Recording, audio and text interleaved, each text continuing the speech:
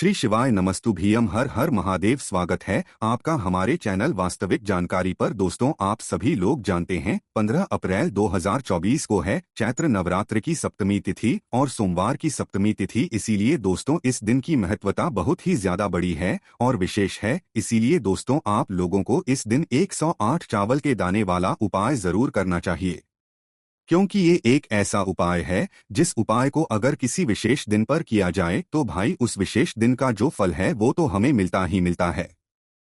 पर हमने उस दिन पर इस 108 चावल के दाने वाले उपाय को किया है तो हमें उससे भी बड़ा फल मिलता है और फल बहुत जल्दी मिलता है, क्योंकि आप इस उपाय को बहुत ही बड़े और विशेष दिन पर कर रहे हो। क्योंकि चैत्र नवरात्रि की सप्तमी और सोमवार के दिन पड़ने वाली सप्तमी का महत्व बहुत ही ज्यादा बड़ा होता है। इसीलिए दोस्तों आज की इस वीडियो में हम आप लोगों को 108 चावल के दाने वाला उपाय समझाएंगे, जिस उपाय को करने से अगर आपकी किसी भी प्रकार की मनोकामना है, किसी भी प्रकार की दुख और परेशानी है या प्रकार की आपके जीवन में जो है रोग और परेशानी चल रही है, तो भी आप लोगों को इस 108 चावल के दाने वाले उपाय को इस सोमवार सप्तमी तिथि या चैत्र नवरात्रि की सप्तमी तिथि को जरूर करना चाहिए, क्योंकि ये उपाय आपकी पूरी जिंदगी भी बदल सकता है अगर आप इस उपाय को पूरे मन और पूरे विश्वास से करते हैं। तो चलिए दोस्तों समझते हैं कि इस 108 चावल के दाने वाले उपाय को आखिर आपको करना कैसे है, किसको करना है, किस दिन करना है और किस समय करना है। तो सबसे पहली बात यहाँ पर यही निकल है कि इस 108 चावल के दाने वाले उपाय को किस व्यक्ति को करना है। क्या घर के सभी सदस्यों को करना है या घर में से किसी एक सदस्य को करना है? तो देखिए, इस वाले उपाय को जरूरी नहीं है कि घर के सभी सदस्य करें। अगर घर में से कोई एक सदस्य अपने पूरे घर परिवार के लिए ये उपाय करना चाहता है तो वो घर की बड़ी माताओं बहनों में से कोई भी एक माता बहन इस वाले उपाय को कर सकती है, पर ऐसा जरूरी नहीं है। अगर घर में सभी सदस्यों की कुछ कुछ मनोकामना है, कुछ कुछ दुख और परेशानी है जो कि अपने लिए मांगना चाहते हैं भगवान शिव जी से, तो भाई आप इस 108 चावल के दाने वाले उपाय को सिर्फ अपने लिए भी कर सकते हो। कि मतलब आप घर में से अगर सभी सदस्य भी इस उपाय को अलग अलग करेंगे तो आपको सबको अलग अलग इस उपाय का फल मिलेगा। पर अगर घर में से कोई एक मुख्य सदस्य इस उपाय को करेगा तो उसके पूरे घर परिवार को इस उपाय को करने का फल मिलेगा। अगर आप इस उपाय को अपने घर परिवार की सुख और शांति के लिए करते हैं तो, क्योंकि दोस्तों ये दिन बार बार नहीं आता है, चैत्र नवरात्रि साल में सिर्फ एक बार है और ये सप्तमी, ये सोमवार की सप्तमी भी बार बार नहीं आती है। इस मौके को अपने हाथ से आप लोगों को नहीं जाने देना चाहिए। अब बात करते हैं कि ये उपाय आपको करना किस समय है, सुबह के समय करना है कि शाम के समय करना है।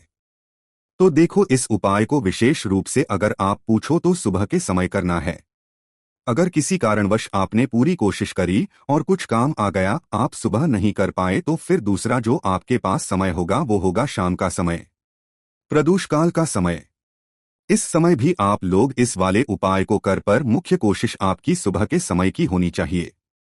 अब उसके बाद में दोस्तों इस उपाय को किस समय से लेकर किस समय के बीच में करना है, तो देखो, सुबह अगर आप उपाय को करते हो तो जितना जल्दी हो सकता है उतना जल्दी आप उपाय को करने की कोशिश करना। बाकी 10, 11, 12 बजे तक भी अगर उपाय करोगे तो भी कोई दिक्कत वाली बात नहीं है, आपका उपाय काम जरूर करेगा।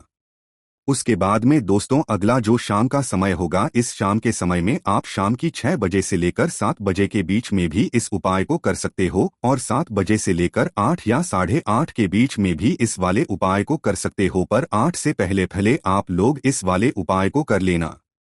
उसके बाद में दोस्तों ये जो 108 चावल के दाने वाला उपाय होगा, ये होगा भगवान शिवजी के मंदिर में, मतलब आपके घर के आसपास जो भी शिव मंदिर हो, जहां पर शिवालय हो, शिवलिंग विराजित हो, आपको मात्र उस जगह पर जाकर इस 108 चावल के दाने वाले उपाय को करना होगा। अब ये बात तो आप सभी समझ गए होंगे कि भाई आपको ये उपाय कहाँ पर करना है, किस समय करना है, किसको करना है। अब अगली जो बात आती है वो ये आती है कि इस 108 चावल के दाने वाले उपाय को हमें करना कैसे है। देखो, जो उपाय करेगा वही उपाय की पूरी तैयारी भी करेगा, इसीलिए इस बात का ध्यान रखना। अब 108 चावल के दाने वाला उपाय है तो सीधी सी बात है, 108 चावल के दाने तो हमें इसमें लगेंगे। पर ये जो चावल के दाने हैं ये हमें लेना कहाँ से है, तो देखिए, हम आपको बता दें कि ये चावल के दाने लेने के लिए आपको बाहर जाने की जरूरत नहीं है, आपको कहीं दुकान पे जाने की जरूरत नहीं है।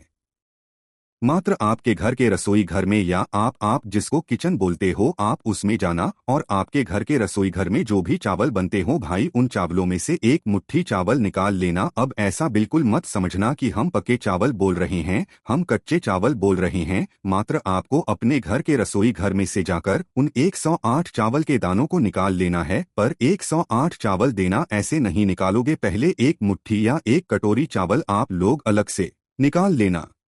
अलग से निकालने के बाद दोस्तों फिर आप लोग उन चावल में से जो है एक एक चावल का दाना अच्छे से छांटना, जो कि 108 चावल के दाने होंगे। पर ये जो 108 चावल के दाने आप लोग ले रहे हो ये ना तो टूटे हुए हों ना कटे पीटे हों, बिल्कुल साबुत चावल के दाने होने चाहिए। अगर टूटा हुआ कटापी दाना हुआ तो भाई फिर आपका उपाय काम नहीं करेगा। इसीलिए आप लोग 108 चावल के दाने अच्छे साबुत सैगे वाले अच्छे से निकालकर छांटकर अलग से रख लेना। और अलग से निकालकर रखने के बाद आप लोग जो है इनको किसी भी एक कागज की पुड़िया में या तो किसी भी एक कटोरी में अच्छे से संभाल कर रख लेना, ताकि एक भी चावल का दाना इधर उधर और आपका उपाय अच्छे से पूर्ण हो जाए। अब यहाँ पर ये चावल के दाने तो हमारे तैयार हो गए हैं।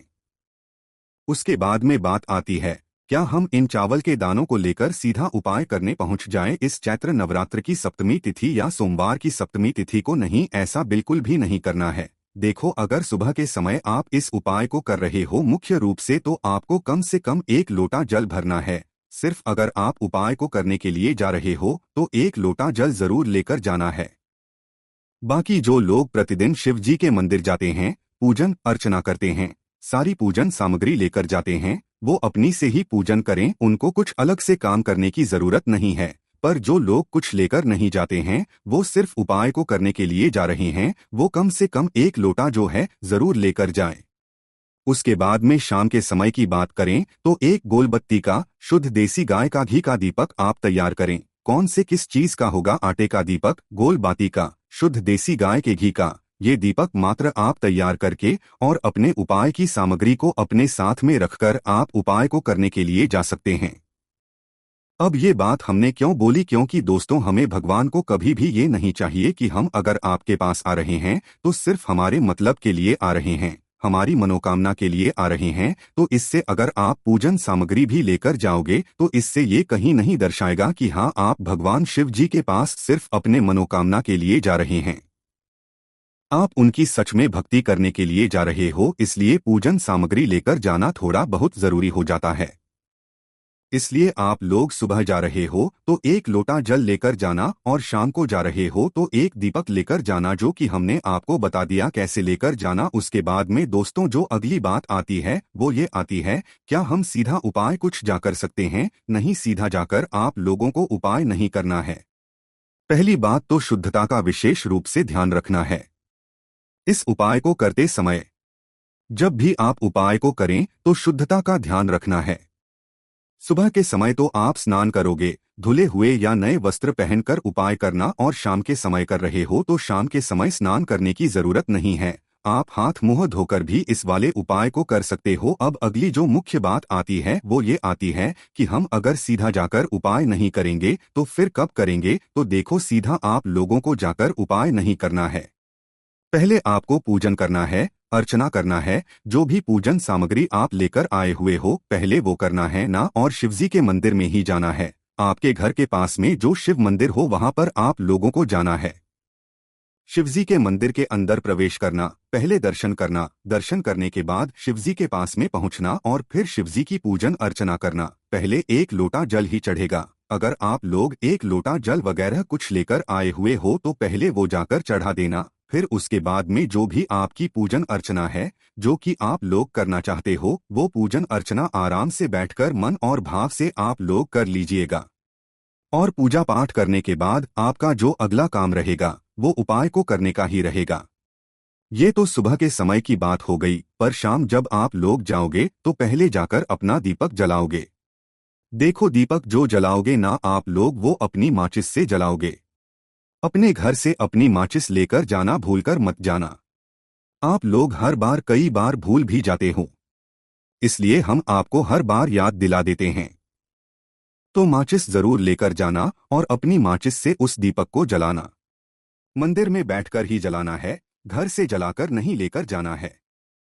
शिवजी के मंदिर में जैसे ही पहुंचो, आपकी पूजन अर्चना हो जाए। आप सुबह जा रहे हो तो एक लोटा वगैरह सारी पूजन अर्चना हो जाए। उसके बाद शाम के समय जा रहे हो तो भाई आपका जो दीपक है वो जल जाए, मतलब वो जलाकर आप शिवलिंग के पास में रख दो। तो उसके बाद आप लोगों को अपना ये वाला उपाय करना शुरू करना है। किसी एक ही टाइम उपाय करना है, सुबह या शाम को एक टाइम करना है, दोनों टाइम नहीं करना है ना। तो उसके बाद में आप अपने में 108 चावल के दाने अपने सामने निकाल कर रख लो है ना। चाहे पात्रा में लाए हो, चाहे कागज की पुड़ या लाए हो तो उसे खोल कर रख लो। अब ये वाला उपाय आपकी सीधे हाथ की तीली से होगा। इस बात का भी ध्यान रखना। करना क्या है, आप लोगों को देखो जो 108 चावल के दाने आप लोगों के पास है, मात्र ये आपको करना है कि इन 108 चावल के दानों को एक एक करके शिवजी की शिवलिंग के ऊपर चढ़ाते जाना है। पर खाली नहीं चढ़ाना है, चढ़ाते समय श्री नमस्तव ही बोलना है।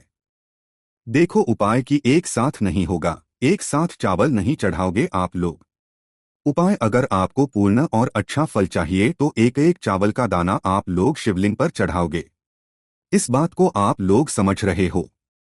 तो क्या करना है, अपना सीधे हाथ की हथेली लेना है, भले कागज को नीचे रख दो, पात्र को नीचे रख दो और वहां से उस पात्र में से, उस कागज की पुड़िया में से एक एक चावल का दाना उठाते जाओ, शिवलिंग पर चढ़ाते जाओ और श्री शिवाय नमस्ते बोलते जाओ। हर चावल के दाने चढ़ाते समय श्री शिवाय नमस्ते विशेष रूप से आप लोग बोल देना। और जैसे ही आप लोग पूरे बल के चढ़ा देते हो, 108 चावल के दाने चढ़ा देते हो, तो भाई आखिरी वाला जो 108वां चावल का दाना होगा, जब आप उसे चढ़ा रहे हो तो श्री शिवाय नमस्ते बोल दीजिएगा। और आखिरी चावल के दाने को चढ़ाने के बाद आप लोग हाथ जोड़कर भगवान से विनती करना, अपनी मनोकामना बोलना, जो भी आपकी मनोकामना है, जिस मनोकामना के लिए आप लोग अपना यह वाला उपाय कर रहे हो। चैत्र नवरात्रि की सप्तमी तिथि, इस सोमवार की सप्तमी तिथि को भाई आप लोग जो है अपनी मनोकामना बोलना। दुख और परेशानी है तो भाई अपनी दुख और परेशानी बोलना। जो भी आपके मन में काम हो, जो भी आपकी जिस भी काम के लिए आप ये कर रहे हो, घर की सुख और शांति के लिए कर रहे हो, तो वो सब काम जो है, आपकी जो भी मनोकामना हो वो बोल देना। जैसी मनोकामना बोलते हो, भगवान से हाथ जोड़कर विनती करके उनको धोख दे लेना और 2 मिनट और भगवान शिव जी के नाम का जाप कर लेना, वहीं भगवान शिव जी को निहारते हुए बोलते हुए। जैसे ही आप लोग जाप करते हो, आप मनोकामना बोलते हो, उपाय पूर्ण करते हो, बस आप लोग वहां से भगवान शिव जी के दर्शन करके वहां से उठकर सीधा अपने घर पर वापस आ सकते हो और आपका ये उपाय यहाँ पर पूरा हो जाता है। देखो उपाय तो आप लोगों ने पहले भी सुना होगा, पर उपाय को करने का जब विशेष जन आता है ना, तो हम आपको उपाय जरूर बताते हैं। और उस उपाय का फल जो आपको मिलता है ना, वो बहुत ही जल्दी और बहुत बड़ा होकर मिलता है। इसीलिए आप लोग इस उपाय को जरूर करके देखिएगा। बाकी दोस्तों, इस उपाय करने में अगर आपको कोई भी दिक्कत समस्या आती है तो कमेंट करके पूछ सकते हैं। श्री शिवाय नमस्तुभ्यम। हर हर महादेव।